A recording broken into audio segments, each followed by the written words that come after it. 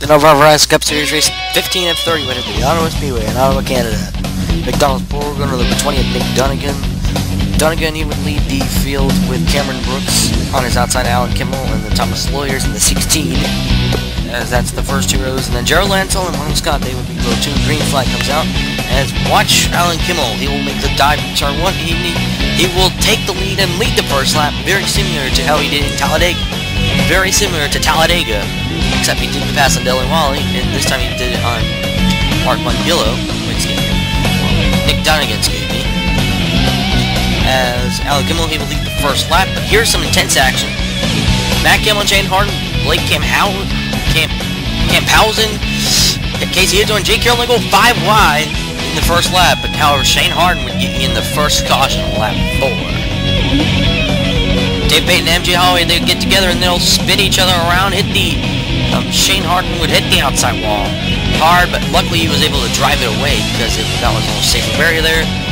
And then when he tries to get back up, Brian Dawson's gonna clobber the back end of the 64. The 64 gets up into the air. No, did Brian Dawson just get ARCA brakes this past week?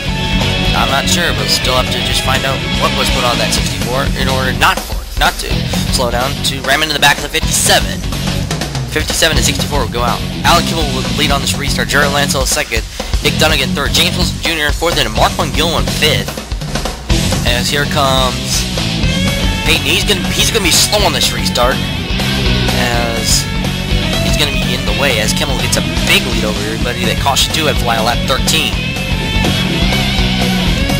For some odd reason, the 50 would merge back up into the track, and then when the 6, I believe, almost gets into 07, he tries to pit, but then gets turned by the 50 of Blake Tagliano. The 6 was reported to have a pure tire failure, so that was the result of him attempting to pit. 75 would be the leader on this restart. 18 to Damon Scott, he's in second. Blake Tagliano is a lap down as a result of that. As Tagliano is actually fighting back, he gets to the inside, but Damon Scott, he's going to try to pass the 75 on the inside, as all 4 Shell Motorsports cars are in this race. He has the 18, 32, 22 in the 12, but caution 3 lap 19. Brian Wilson, he will get turned by Thomas Lawyers, and then a 90 and 6 would spin each other around.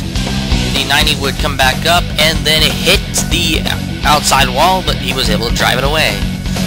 Mark Mungillo would lead on this restart. That was actually the final restart of the day. Mark Mungillo on the 56, he would lead on this restart, and then we have Gordon Billard in second, Eric Wilbur in third, and then Scott Johnson in fourth. We would all the way go to lap 108. This is where green flag pit stops will start. Actually, 114, excuse me. Nick Piper comes in, and this would cycle about at least 5 laps. You see Eric Wilbur enters. Nothing will be really dramatic happening until about lap 178, where Gordon Billard and Eric Wilbur are battling it out for second spot. You see Shane Nargan in the 32, he's right there. Eddie Johns, he's off the lead lap. And then Eric Wilbur, he's going to win the battle for second right there. And then about a few laps later, Sean McDowell and Blake Camphausen will go and try to get the front. McDowell successfully passes the 91, however the 71 will fail to get the 4th spot away from Gordon Billard. But that didn't really matter because, as you see, the 71 gets in line, but that did not really matter at all. Coming out of turn 4, Mark Mungillo, the 2009 NOVAR Verizon Cup Series champion. Mark Mungillo will win his first career NOVAR Verizon Cup Series race in 3 years.